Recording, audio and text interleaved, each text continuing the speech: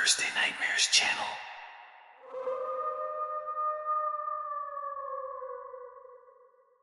We arrived at the campsite at dusk, with clear skies and the promise of a peaceful night. Our group of 7 had ventured into the forest near Presidente Figueredo, known for its waterfalls and dense vegetation. We were excited, ready for a week of adventure in the heart of the Amazon rainforest. The 4x4 truck we were driving was perfect for the rugged terrain. The trail leading to the campsite was narrow, but the truck managed it with ease, maneuvering between the towering trees and exposed roots that seemed to cover the forest floor. Once we reached the campsite, we set up our tents near a waterfall, surrounded by the sound of rushing water and the occasional birdsong that still lingered in the fading light of day. The place seemed perfect, almost idyllic. The vegetation was thick, the air warm and humid, typical of the Amazon. We lit a campfire to warm ourselves and began talking about the next day's plans. The full moon cast an eerie but beautiful glow over everything. Yet, it wasn't long before that tranquility was shattered. Without warning, thick clouds began to cover the sky, and a strong smell of rain came with the rising wind. The storm hit suddenly. The forest, once welcoming, turned dark and menacing. The tropical rain came down relentlessly, quickly extinguishing our fire. Our tents rocked violently in the wind, and the sound of the waterfall was drowned out by the deafening roar of rain hammering down on the trees and ground. We tried to take shelter, but the humidity seeped into everything, leaving us drenched and filling the air with an oppressive sense of tension. Inside the tents, the air was stifling. The thick, humid heat of the jungle combined with a growing feeling of vulnerability left us all uneasy. I could hear the branches cracking under the weight of the storm, and with every clap of thunder echoing through the forest, it seemed like something else was moving out there, hidden in the trees. None of us said it out loud, but our anxious looks made it clear something was wrong. Then came a sound, faint at first but unmistakable. It wasn't just the wind or the rain. It was something more, a low, guttural noise, like something lurking in the shadows, watching us. Fabio, always the curious one, insisted we go check it out. Reluctantly, we grabbed our flashlights and machetes. The jungle at night, under a torrential downpour, is a place where even the bravest feel fear creeping up their spine. With each flash of lightning, the dense foliage was momentarily illuminated, and in one of those brief flashes, I swear I saw something moving among the trees. We followed the muddy trail, our steps muffled by the rain, when we found tracks, deep, elongated footprints in the earth. These weren't made by any animal we knew. The tension among us grew with every step, and that eerie noise became closer, more menacing. As we tried to head back to camp, we realized something was surrounding us, hurting us deeper into the jungle. The rain intensified, and the darkness became almost impenetrable. Even with our flashlights, we could barely see more than a few feet ahead. Suddenly, a scream pierced the night. I turned around, and Pedro, who had been right behind me, was gone. His flashlight lay abandoned in the mud, casting a dim glow over the ground. We shouted his name, but all that answered was the endless sound of the storm in the jungle. Panic began to take hold of us. Whatever it was hunting us. We ran back to the campsite, but when we got there, it wasn't the same anymore. Our tents were shredded, and that overwhelming feeling of being watched was stronger than ever. The rain kept pouring, and the wind howled through the trees, but now there was another sound, a low, heavy breathing, like something was moving just beyond the tree line. We made a decision. We had to get out of there. The truck was our only hope of escape. It stood there, ready to take us away from this nightmare, but as we started the engine, we heard it, something big moving through the forest, closer than ever before. Fabio hit the gas, but before we could even pick up speed, something huge burst from the shadows. I couldn't get a clear look at it, but it was massive, with glowing eyes and a body covered in vines and mud. It felt like the forest itself had come to life, angry at our presence. Panic gripped Fabio, who floored the accelerator, but the creature was chasing us, its massive form crashing through branches and tearing through the underbrush as it ran alongside the truck. In the frenzy of the moment, Fabio lost control, and the truck skidded on the muddy ground, crashing violently into a tree. The impact was brutal, metal screeched, and the force of the crash knocked the air out of us, but even then, I knew that the worst was yet to come. We scrambled out of the wrecked vehicle, disoriented and terrified. The rain, the darkness, and the overwhelming fear had us completely vulnerable. We ran through the jungle, but no matter where we turned, it felt like there was no way out. The sound of the creature's heavy footsteps echoed behind us, and each time we looked back, its monstrous silhouette loomed closer, blending with the trees. The creature seemed to be playing as it hunted us. Stephanie was the second to disappear. One moment she was beside me, and the next, she was gone, dragged into the dark by something unseen. Her screams were quickly swallowed by the roar of the storm. I tried to run faster, but the jungle felt like it was closing in, every step pulling me deeper into its clutches. The helplessness was suffocating. One by one, it picked us off.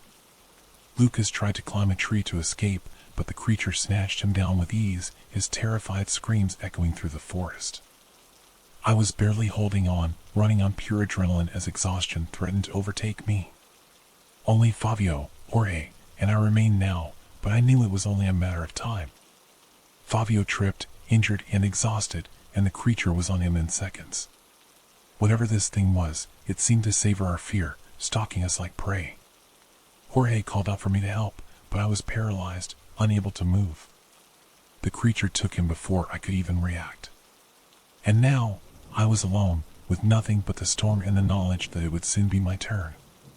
The sound of the rain and the jungle faded into the background as I braced for the inevitable.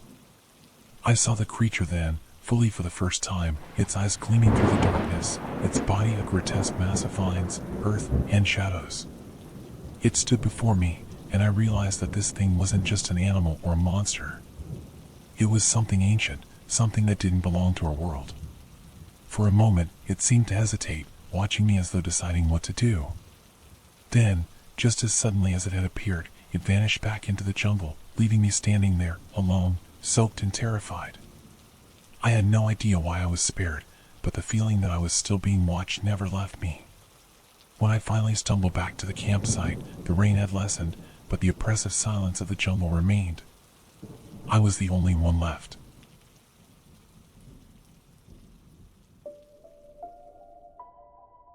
It was the start of winter break when my parents decided we needed a break from the city. So, they rented an isolated cabin in a small village deep in the Australian countryside. The idea seemed charming, peaceful days surrounded by nature, away from the noise and rush of Sydney.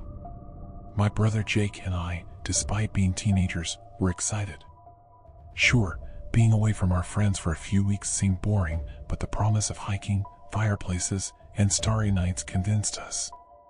The cabin sat on the edge of a dense forest, and the few houses around looked like they belonged to a different time, with their weathered wooden fences and wild gardens. On the first night, as we settled in, we were greeted by one of the neighbors, Mr. Miller.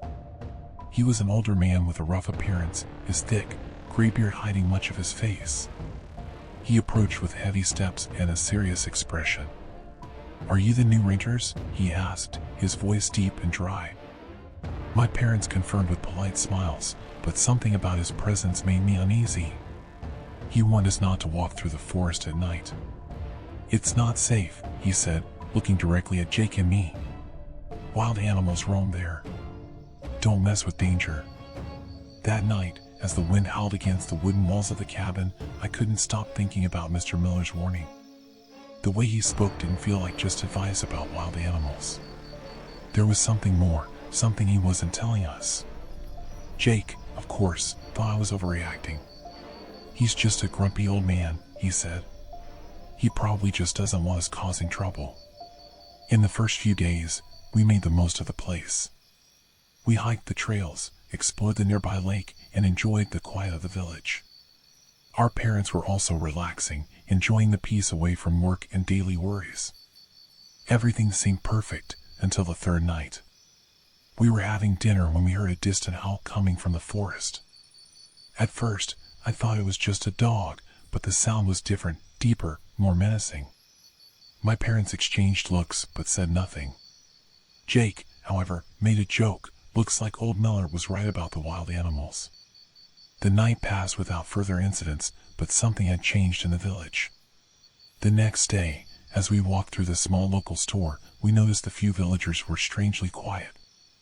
Their conversations were whispered, and everyone seemed to avoid our eyes. When we returned to the cabin, we found a note on the door. It was from Mr. Miller. "Don't go out at night, and keep the doors locked." That night, the howling returned, closer this time. The wind seemed to carry something heavy, a feeling that we weren't alone. Around midnight, I woke up to a noise outside. I went to the window and, in the darkness, saw something moving at the edge of the forest. A tall, hunched figure, slowly walking toward the cabin. Its eyes glowed under the moonlight. I rushed downstairs and found Jake already looking out the other window. "Did you see that?" I asked. He nodded, speechless. The footsteps outside grew louder, and soon we could hear the sound of claws scratching the door. Our parents, alarmed by the noises, came down too, still groggy. My dad tried calling the police, but the phone had no signal. Then, suddenly, the sound stopped. The silence was as oppressive as the noise had been. We stood there, waiting. But unlike the last time, the creature didn't leave. The silence was broken by a loud bang on the door. Something, or someone, was trying to get in. The first hit made the whole cabin shake. My parents ran to hold the door, but the banging continued, growing more violent. The wood creaked, and the door's hinges looked ready to give way. Jake and I stood frozen, unable to do anything but watch as our parents struggled to keep whatever was out there from breaking in. The creature roared, and we could hear its claws scraping against the door, trying to force it open. It felt like the cabin was surrounded by a storm of pure terror, with each bang and scratch threatening to tear down the only barrier between us and it. For a moment, I thought the door wouldn't hold. The final blow was so strong it cracked part of the wood, but, miraculously, the creature backed off. We stood there, in silence, waiting for the terror to pass. The howls, now more distant, signaled that it was leaving, but the fear remained. The next morning, Mr. Miller showed up again. He didn't seem surprised by what we told him. "You need to leave," he said seriously. "This isn't just an animal. There's something much more dangerous here." We discovered, through some villagers reluctant to speak, that there was an ancient legend in the village about a man who was cursed.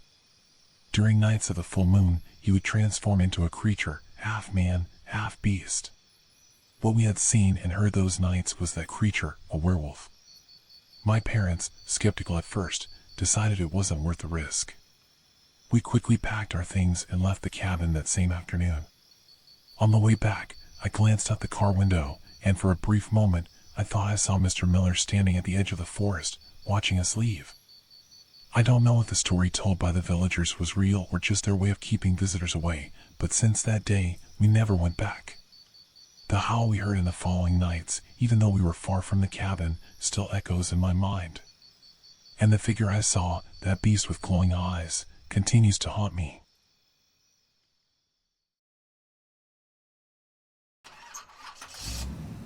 The night was an impenetrable wall of darkness, without a moon, without stars, as if the sky had been swallowed by emptiness. I had been driving down the deserted road for hours. The only company was the soft hum of the engine and the yellow glow of the headlights cutting through the black. The silence around me grew thicker with each mile, and the feeling of being completely alone in a world forgotten by time began to weigh on me. Suddenly, the car jerked, coughed, and the engine died with a guttural sound. I stopped, cursing my luck. I got out of the car and the silence swallowed me whole. The night seemed alive, pulsating with a stillness that made my ears ring. Of course, my phone had no signal. I opened the hood, even though I didn't know much about cars, and that's when the smell hit me. A strong, rotten stench filled the air, like something decaying nearby. My stomach churned and I covered my nose with my sleeve, trying not to take too deep a breath.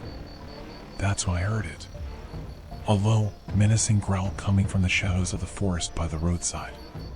My heart was pounding in my chest. I turned slowly, my headlights illuminating only the empty asphalt and the menacing outline of the trees. But then, I saw them. Eyes, two bright yellow orbs staring back at me from the undergrowth, distant but clearly locked onto me. It was a werewolf. A clumsy figure, covered in black fur as dark as night, with claws glowing in the dim light. The stench intensified, as if the very air had been contaminated by the presence of the beast. Without thinking, I ran. My legs were burning, but terror pushed me forward. The growl grew louder, followed by the strong thuds of its paws on the ground, like a predator ready to attack. I ran blindly, but in the distance, I saw something: a fence, a rusty metal gate, with a sign illuminated by the faint beams of my headlights. Hope arose within me, desperate, as I approached the gate.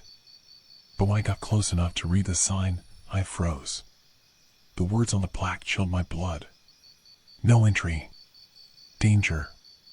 Irritated cow. Irritated pup. Murderous buffalo. Electric fence. Crazy employee. My mind was racing. What the hell was this place? Was it a refuge or just another nightmare? I looked back. The werewolf was closer now, his growl almost vibrating in the air. There was no choice.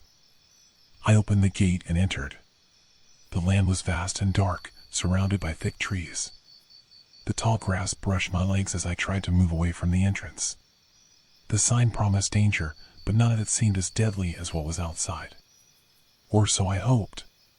Suddenly, something moved to my right. A loud stomping noise hit my ears and my heart almost stopped. From the middle of the overgrown grass, a huge cow appeared, bloodshot eyes and foam dripping from its mouth. He looked at me with a wild, animalistic fury. Before I could react, I heard more hoof beats behind me. A gigantic buffalo, with menacing horns, emerged from the shadows, its gaze fixed on me. Shit. I mumbled, feeling trapped. What the hell was this place? I was running from one nightmare straight into another. My instinct was to run, but where? The fence was way behind me, the hairy beast was outside, and now I was stuck with an angry cow and a buffalo that looked ready to crush me without a second thought. As I was trying to figure out where to go, I heard something, a muffled sound, almost like a laugh that didn't sound human. I didn't know if I was starting to go crazy or if the crazy employee on the sign was real. The situation seemed more desperate by the second. I started running again, trying to dodge the animals, but the feeling of being watched was getting stronger. Finally, I saw a small and old building in the middle of the lot, a kind of shed. With no other choice, I ran toward her, praying that the walls would be enough to keep out the horrors outside. When I got close to the door, it opened. Inside, a dim light flickered, and in the middle of the room, a man in dirty clothes and disheveled hair looked at me with a twisted smile. His eyes were wild and he held a shovel, his hands stained with dirt and blood. "You've come to the wrong place, buddy," the horseman, his voice hoarse, "but don't worry. You will be safe here, of some things." The werewolf's growl echoed from somewhere outside, mixed with the sounds of the restless animals. The man's laughter grew louder, as if he was having fun with the situation. I was caught between the insane man, the werewolf lurking outside, and the angry animals roaming the land. Not knowing who or what to trust, I closed the door, my hands shaking. Maybe, just maybe, I had a chance to survive a night that felt like it came straight out of my worst nightmares. But that stench of rot filled the air again. And this time, I wasn't sure if it was coming from outside or inside.